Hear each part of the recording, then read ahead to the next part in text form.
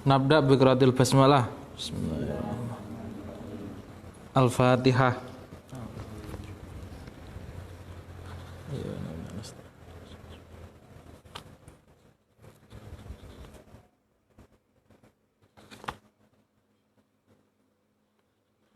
Al-Fatihah.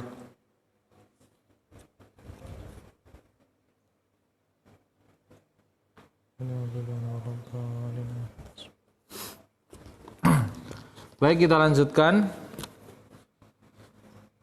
kajian kita. Sekarang kita masuk ke kita babnya masih bab air ya.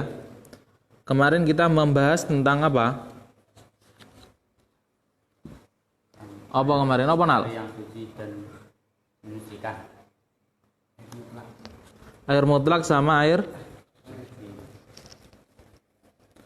air yang suci mensucikan dan air yang suci akan tetapi tidak dapat untuk mensucikan. Itu. Baik, sekarang air yang makruh.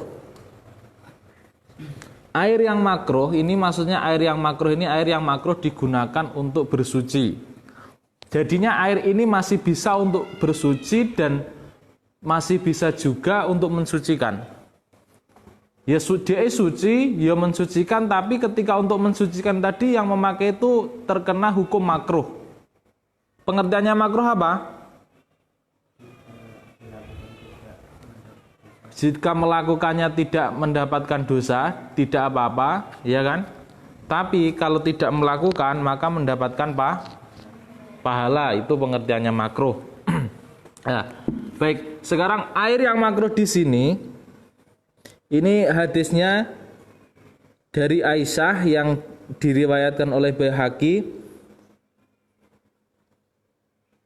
Saya bacakan, an Aisyah radhiyallahu anha annaha sajjanat ma'am fis syamsi faqala sallallahu alaihi wasallam laha la taf'ali ya Khumaira fa innahu yurisul baros.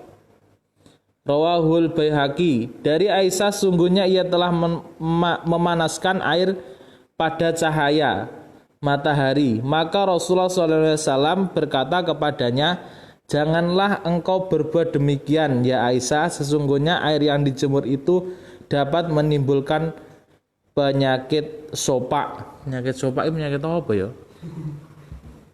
Pokoknya sekali lah, nanti dicari di internet ya. Intinya menjadi penyakit baros.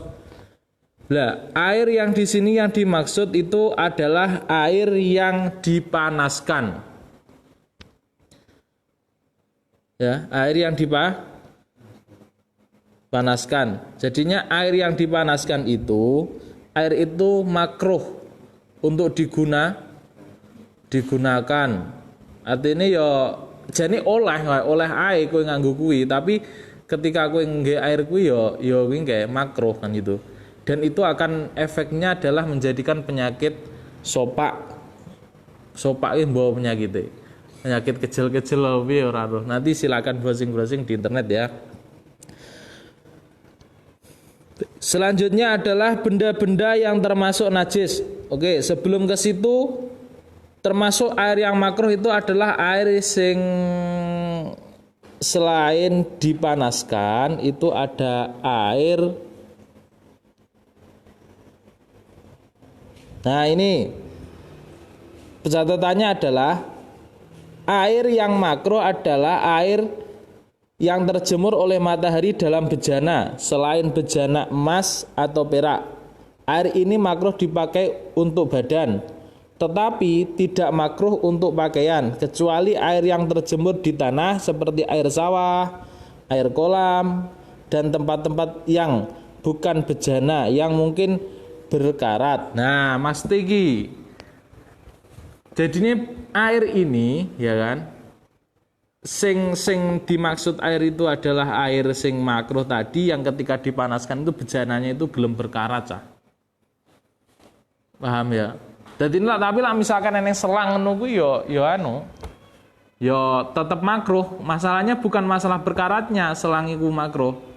Tapi apa? selang itu kan mengandung plastik ya kan. Plastik itu ketika dikaratkan, ketika dipanaskan dia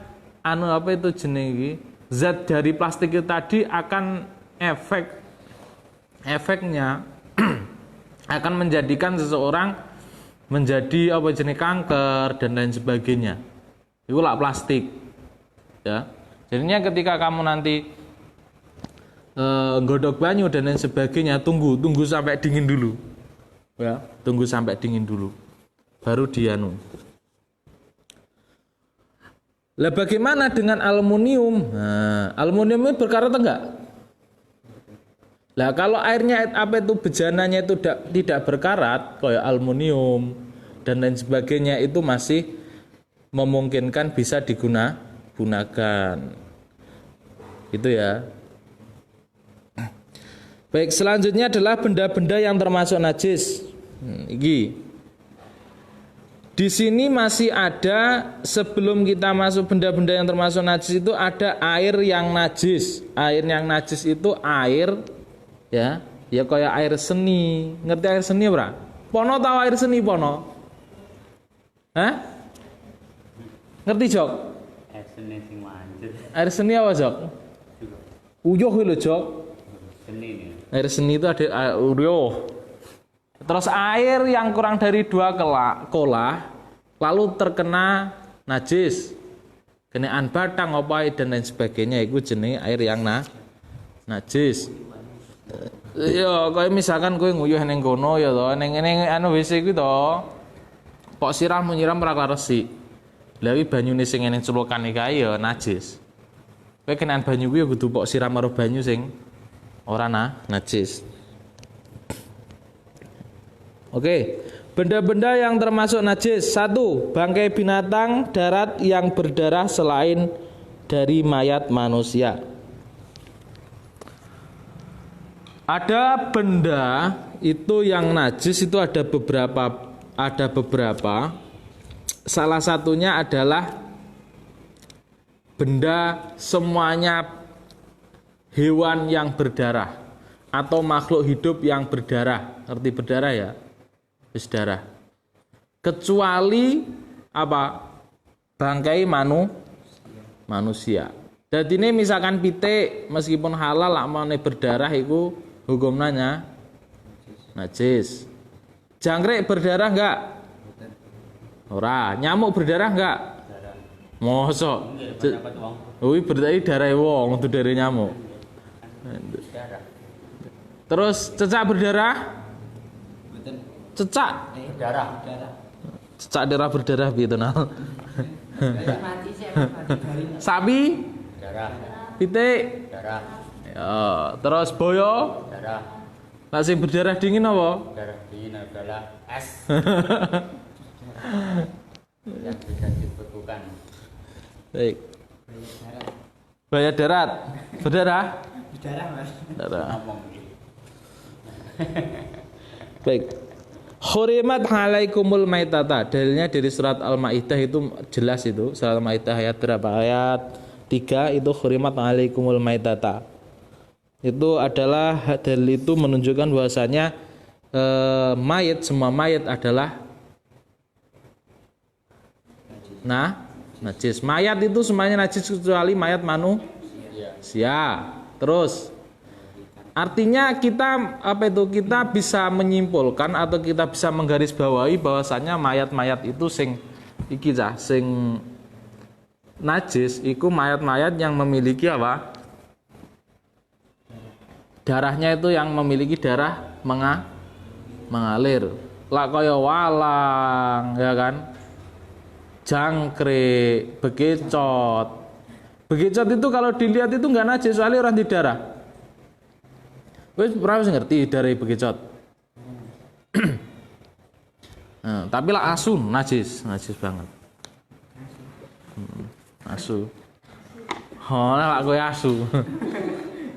Luwe.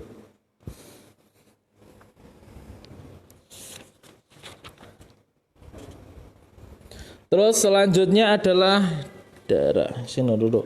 Darah. Darah itu semua darah adalah Najis, ingat, darah apapun, entah itu darah dari manusia, entah itu darah dari hewan, wis opo ae sing sebangsa darah iku hukumnya najis. Sing ora najis darah muda. Darah muda ora najis. Darahnya para remaja. Nggih najis. Donor darah nih Mas. Donor darah ngene kan donor awake dhewe. Nah, ini hukumnya nopo? Hah? Hukumnya nopo? Boleh. Boleh. Tergantung niatnya. Kalau boleh itu mubah itu kalau awak dhewe niate apik ya oleh. Tapi yang pasti adalah darah itu najis. Ketika kamu keluar darah, misalkan kowe kok ngeplek jingkong ini kayak metu darah ya ning darah iki darah kan kena darahmu toh nyokot segera dibasuh karena itu adalah darah yang najis. Nah, misalkan kowe kok kecubles dom meskipun sedikit ya, itu harus dibersihkan dengan air karena apa itu juga najis. Itu. Semua darah. Dan jangan sampai kita makan darah. Kadang-kadang ada orang itu nyembelih pitik ya kan. Iku eneng nggon kene ngono kae. Iku urung resik banget. Iku diusahakan dibilas sampai benar-benar bersih. Pas ketika dibelah itu benar-benar darahnya itu keluar. Bahaya itu kalau nggak sampai darahnya sampai benar-benar keluar. Karena darahnya nanti akan apa itu masuk ke daging ya kan, meresep dari daging. Terus darah itu nanti akan apa jenenge menjadikan penyakit di dalam daging itu. Tandane pitik atau kewan apa aja, darahnya itu sudah habis atau enggak delok ae ketika pas di daging. Kira-kira engko sadurunge dimasak ya, cepet bosok apa ora? Ya. Meskipun dikene kulkas lak kuwi isine darahe, maka akan segera cepat berbau. Artinya di situ darahnya belum bersih. Kecuali lak wis pok kumbase, wis beda neh. Kan itu. Makanya ketika kamu mau masukkan apa itu daging ke dalam kulkas, anjurannya sebelumnya kamu dimasukkan dagingnya itu harus dicuci terlebih dahulu. Biar apa? Ya biar itu tadi. Biar bersih darahnya dan enggak cepat busuk. Ngono. Dan hati-hati kalau nyembelih. Joko ya. Engko bengi tak ajak mbelih. Ya Jok. Sudah wadane ning ikan iki. Iya. Foto. Iya bisa anak. Nyat lawan. Si. Tidak wadane. Yang selanjutnya adalah nanah. Tahu nanah? Nanah itu darah yang membusuk di dalam iki sing ning jerone menungso iku darah yang membusuk dalam manusia itu adalah nanah. Dan itu juga apa iku jenenge najis. Harus ketika kamu kena najis apa itu kena nanah ya kudu basuh. Terus selanjutnya adalah segala benda cair yang keluar dari dua pintu. Segala benda cair yang keluar dari dua pintu. Dua pintu yang dimaksud di sini adalah titit lawang lanang, ya, orang wedok, vaginanya itu. Artinya yang keluar dari situ, dari jalur itu, sama silit, itu benda yang keluar dari silit dan benda yang keluar dari kemaluan, ya, itu najis semuanya, entah itu apapun, tanpa terkecuali. Ada yang tidak najis itu cuma satu, yang keluar dari yang keluar dari ini apa itu lubang itu, yaitu apa? Mani. Nah. Susu lah metune sangka apa jenis silit yo najis. Ya beda kan masih dimasuk ning dua lubang, dua pintu. Adik, ngarep mburi, silit karo kemaluan. Gitu, Cok. Susu liwati wong ndi, Cok? Susu liwati wong ndi? Cairan loh ini ya, cairan loh ya. Cairan. Ada yang najis yang bukan cairan yaitu makanya disebut wong iseng itu sebenarnya kan padat ya tai. Makanya disebut air karena hemorgannya cair termasuknya cairan. Soalnya lah misalkan nanti benda gitu dikatakan bukan benda cair, iya, bukan benda cair, semua benda yang keluar dari silit tadi, yang keluar dari dua lubang itu nanti kue barang itu termasuk najis. Metumu ya saka lubang mbokmu kuwi kayak. Oh. Oh no, tapi ini tak kecualian itu. Artinya ini pipis ya, pipis, terus tai itu tai apa ae semuanya ya, entah itu modele bentuk taine iki piye ae, iku najis. Mbok iki sing metu ki watu ngono ya najis. Dia metu ndok. Kalau dia Pitik metu ndoke. mungkin ini wong metu ndok. Mosok Mungkin. Harus kotak sama. eneng ndi? Diberikan. Nah itu. Roh asli. Asli. Pokoknya yang cair benda apa itu cairan yang keluar dari situ itu intinya najis. Kecuali mani. Mani itu tidak najis, tapi sebelum mani ada madhi. Ya, madhi itu najis. Jadi gini, tak jalani sih. Kalau madhi itu cairan yang keluar dari kemaluan ketika kamu syahwat. Syahwat tok. Ya, ketika kamu syahwat. Itu namanya madhi. Terus kalau mani, ya, mani itu adalah cairan yang keluar dari kemaluan ketika saat orgasme.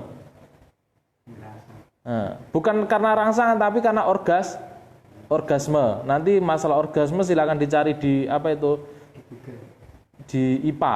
Apa orgasme itu apa? Kalau saya jelaskan kurang begitu jelas nanti. Di IPA ada kan orgasme? Orgasme itu apa kan itu ada. Ya itu mani.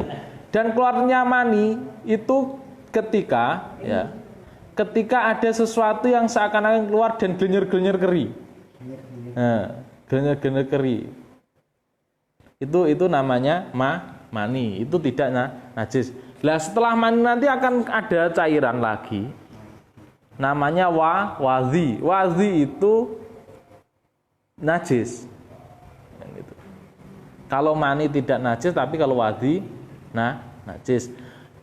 Madhi sama wadhi, tahu ya, diingat-ingat, madhi sama wadhi itu cukup saja dibasuh dan berwudu. Kenapa kok berwudu? Karena keluarnya dari lubang kemaluan. Itu dibasuh terus berwudu ketika mau sholat. Tapi kalau mani itu meskipun enggak kamu basuh, lak kowe ora gila, ya, iku kowe langsung adus tok ora apa. Artinya mani tidak najis. Oleh tinggi maskeran. Halus ning rai. Terus selanjutnya adalah ini arak. Arak atau setiap minuman, setiap makanan yang memabukkan. Setiap makanan, minuman yang memabukkan itu hukumnya najis. Iku arak disebut dengan khamar. Khamar itu pengertiannya itu sesuatu yang memabukkan. Mabuk itu apa? Kenapa kok mabuk? Mabuk itu karena sebagian akalnya hilang. Makanya orang mabuk itu orang duwe kewajiban apa-apa. Ketika kamu mau mabuk terus kowe mabuk, ketika kowe nenggak glek-glek kuwi haram, kowe dosa. Tapi ketika pas kowe wis mabuk iku ora entuk dosa apa-apa, mergane apa? Kamu sedang gila, kan itu. Ketika kamu sedang gila maka semuanya rufi'al kola. Makanya lak menene wong mabuk ngamuk-ngamuk dan lain sebagainya itu lak menene dihukumi salah. Misalkan ada hakim kok menghukumi orang yang sedang mabuk salah, wong gila gak dihukumi. Sing haram itu hukumnya minum khamar. Tapi lak ketika kowe minum kok apa itu? Kowe lagi mabuk kuwi kowe ora duwe hukum apa? Kamu nggak akan terkena hukum apa karena kamu sedang gila. Bukan kok berarti kok apa itu jenenge wong mabuk iku terus kowe waras enggak. Jadinya ketika ada orang stres ya kan, terus orang stres itu kok minuman keras, minum arak dan lain sebagainya, berarti dia lebih pengen stres, lu edan kan ngono. Lah, semuanya yang saya sebutkan tadi itu adalah yang disebut dengan najis mutawasitoh atau najis sedang. Adapun najis yang selanjutnya adalah najis besar atau najis mughaladhah. Najis mughaladhah ini adalah anjing. Jangan hanya sekedar kamu mengartikan anjing, jilatan anjing, bukan hanya itu. Tapi anjing itu semuanya adalah najis mughaladhah. Makanya itu kamu jangan sekali-kali megangi anjing, karena anjing adalah najis mughaladhah. Lah, najis mughaladhah iki ketika iku ora megur ilere tok lho Jog ya. Ora gur ilere tok, tapi kabeh. Ulu kabeh najis. Babi. Yang selanjutnya babi. Babi itu hukumnya juga najis mughaladhah. Kabeh lho ya ora megur apa tok, ya balunge, ya ulune, ya kabeh dari babi itu najis mughaladhah. Lah to, ndok babi najis mughaladhah.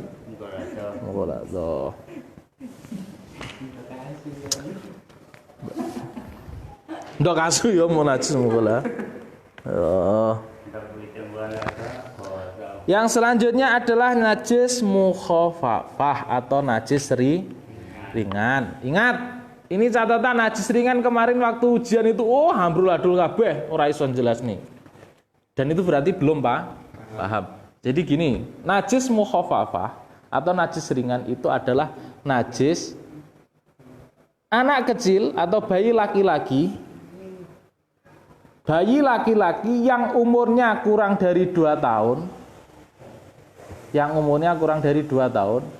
dan dia belum makan apapun kecuali ASI, air susune simbok. Air susu ibu. Dadi ini lampane bocah iki kok wis apa itu? ASS. Ya, wis minum ASS, air susu sapi. Maka di situ hukumnya pipisnya sudah menjadi najis mutawasitoh, ya kan? Tapi lampane isi asid tok. Dadi 2 tahun selama 2 tahun iki kok isi asid tok. Pokoke ora mangan sego, urung pernah dikei sithik wae. Itu masih najis mukhafafah atau najis ringan. Tapi misalkan ya biasanya kan eneng ya. Kok wis lahir cepur to ya, lahir mek kok langsung dikei apa itu? Madu dan lain sebagainya, maka hukum pipise kuwi wis najis mughaladhah mukhafafah. Mutawasitoh atau najis sedang, wis ora najis ringan meneh gitu. Sampai sini ada yang mau ditanyakan? Joko wis paham iki, titenan masuk latih tekon neh ora paham.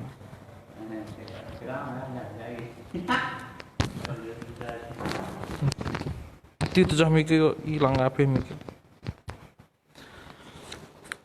Oke, sekarang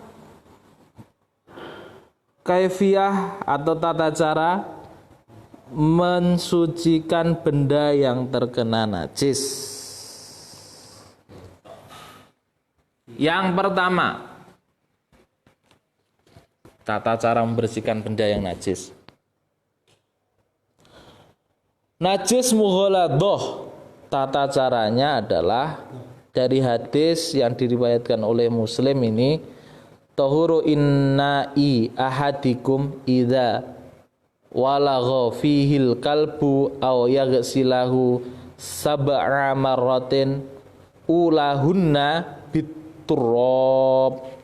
Cara mensucikannya adalah cara mencuci bejana atau segala sesuatu yang terkena najis mughaladhah itu tadi adalah apabila dijilat anjing, hendaklah dibasuh 7 kali. Salah satunya hendaklah dicampur dengan tanah. Artinya kamu di situ kon membasuh 7 kali ya, 7 kali. Dan salah satunya dari antara itu dicampur dengan tanah. Artinya neng kono diusuk-usuk karo tanah. Bar kuwi lagi disiram neh. Sampai sini paham? Cara mensucikannya?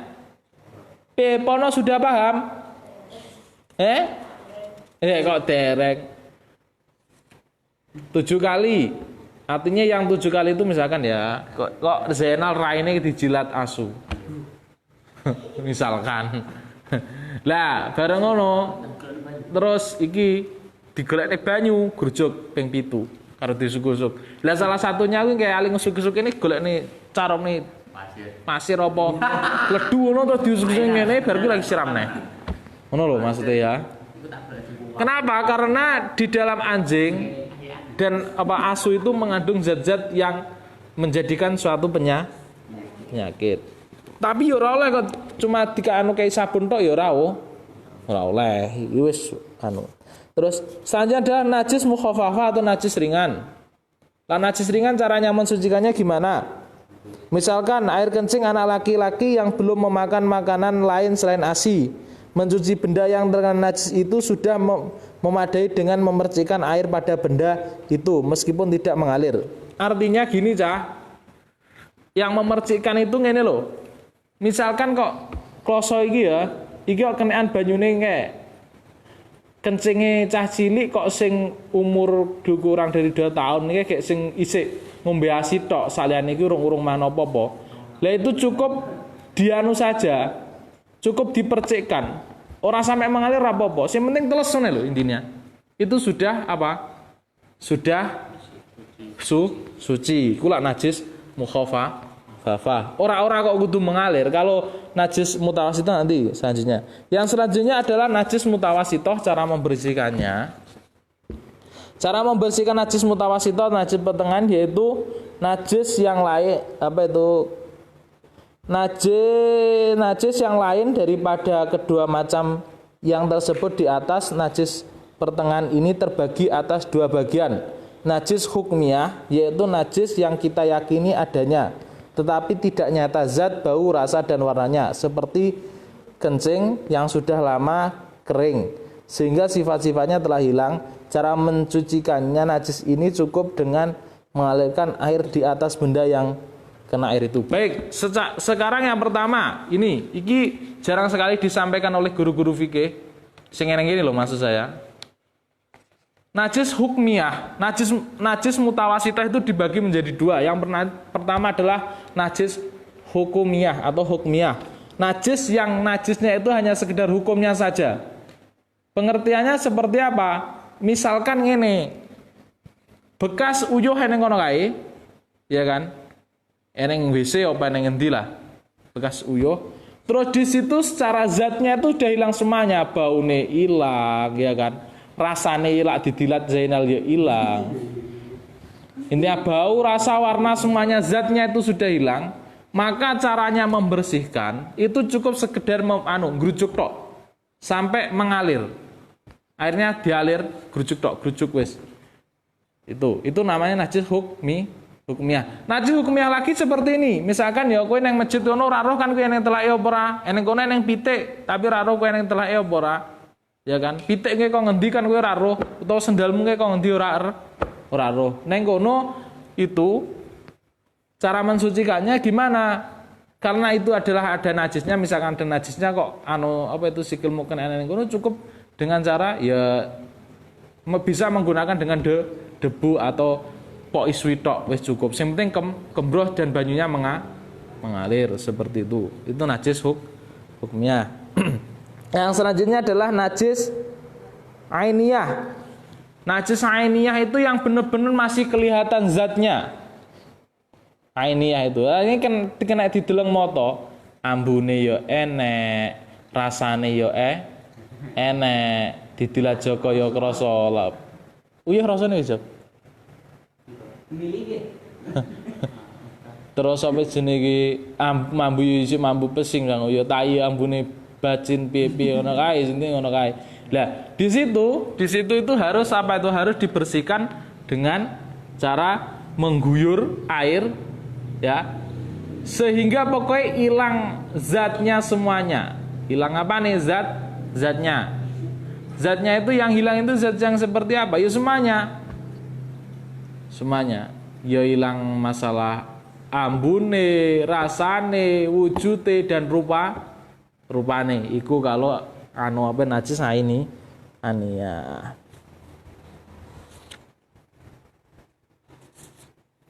Udah cukup sampai situ dulu. Ya, nahtatim biqiratil hamdalah. Assalamualaikum warahmatullahi wabarakatuh.